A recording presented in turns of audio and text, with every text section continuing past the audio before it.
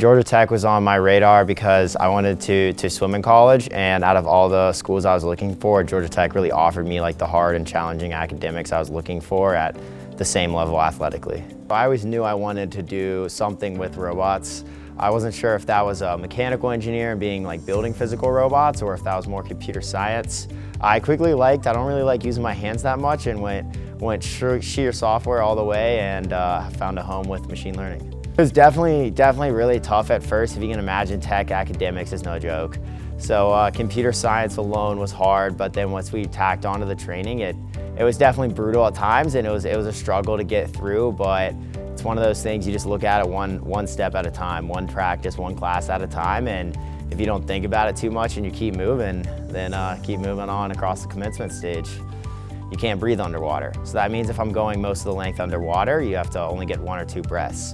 So actually, like the meditation and the discipline that came with learning how to do breath training and hold my breath and be comfortable in a very uncomfortable situation has really gone into anything else. Now when I have stressful times, it just comes back down to breathe.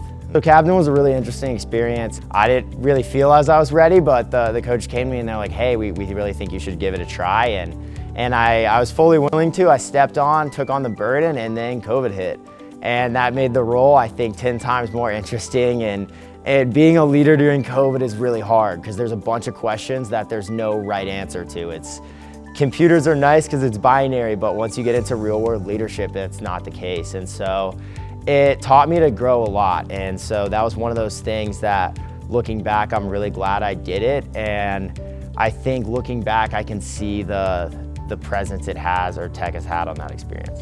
So actually it started out, one of my teammates was wanting to get in the CreateX program. I was part of the VIP program for my junior design, but I still needed free elective credits. So she asked me and another teammate to join her on the project, and we were all hands on deck. And so it's currently like a music-based blockchain app that we've been working on, and we'll be continue working on that for the summer, which I'm really excited. We have a chance to kind of give back. We're looking at interning some of the younger kids who we see around and helping grow our leadership skills, as well as grow our ability to create companies. And looking actually to continue on and keep working on it as I get my master's in machine learning.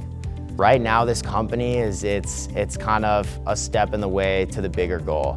And so I really see it as, we're not really sure where it's gonna go, but regardless, like the effort we're putting in now, and learning how to lead teams, learning how to talk to brokers, is really, I think, making us a lot better, stronger candidates for entrepreneurial skills in the future.